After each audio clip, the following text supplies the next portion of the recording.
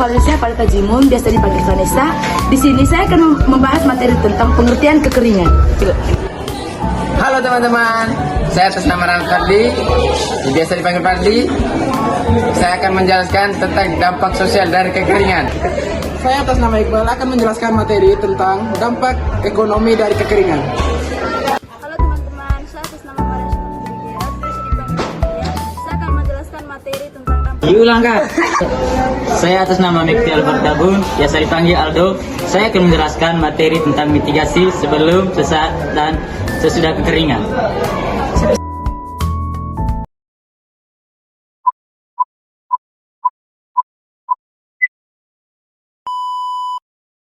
Kekeringan adalah kondisi ketika suatu wilayah mengalami kekurangan air dalam jangka waktu tertentu sehingga kebutuhan air untuk kehidupan sehari-hari, pertanian, dan lingkungan tidak dapat terpenuhi.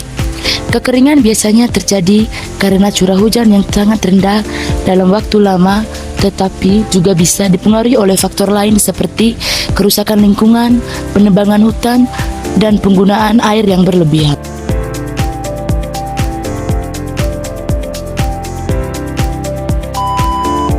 Dampak ekonomi dari kekeringan. Yang pertama, kerugian pertanian dan peternakan, gagal panen tanaman seperti jagung, kedelai, padi, dan kematian ternak dan kekurangan pakan dan air. Yang kedua, peningkatan harga pangan, penurunan pasokan pangan pemicu inflasi dan kenaikan harga bahan pokok yang membebani masyarakat.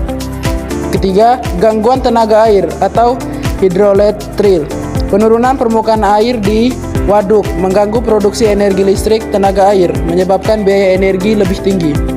Yang keempat, biaya penanggulangan.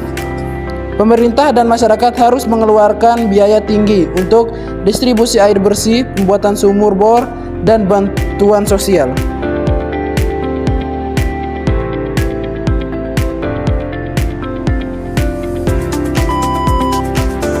Dampak psikologis. Yang pertama, stres dan kecemasan tinggi. Ketidakpastian ekonomi, hutan yang meningkat, dan ketakutan akan masa depan menimbulkan stres dan kronis. Yang kedua, depresi. Kehilangan mata pencaharian ternak atau kegagalan panen berturut-turut dapat memicu depresi berat. Yang ketiga, ketahanan psikologis menurun. Kekeringan berkepanjangan dapat membuat komunitas merasa putus asa dan kehilangan semangat. Yang keempat, trauma. Kejadian kekeringan ekstrim yang berulang dapat menimbulkan trauma psikologis pada komunitas petani.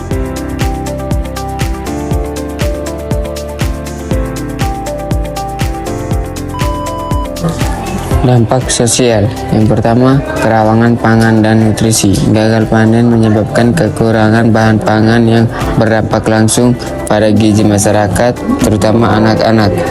Yang kedua, kritis air bersih. Kesulitan mendapatkan air bersih untuk kebutuhan sehari-hari seperti minum, memasak, dan sanitasi yang meningkatkan risiko penyakit. Yang ketiga, migrasi penduduk. Masyarakat pedesaan seringkali terpaksa pindah migrasi ke kota atau ke wilayah lain karena mata pencarian mereka hilang. Yang keempat, konflik sosial. Perebutan sumber air yang tersisa dapat memicu konflik antara warga atau komunitas. Yang kelima, kesehatan masyarakat. Kualitas air yang buruk, debu dari tanah yang kering meningkatkan risiko penyakit pernapasan dan diare.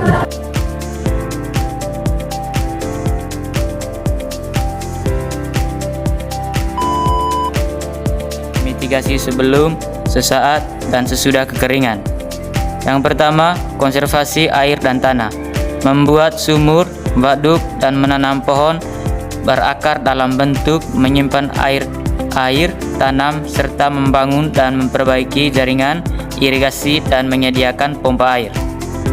Yang kedua, sesaat, yaitu penyediaan air bersih. Mendistribusikan air bersih menggunakan mobil tangki ke wilayah terdampak kekeringan. Penyelesaian pertanian. Mengubah pola tanam ke jenis tanaman yang tahan kekeringan.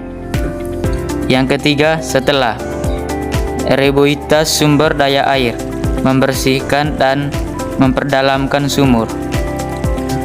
Keduanya, pemulihan ekonomi. memberikan bantuan pada petani dan peternak yang mengalami gagal panen.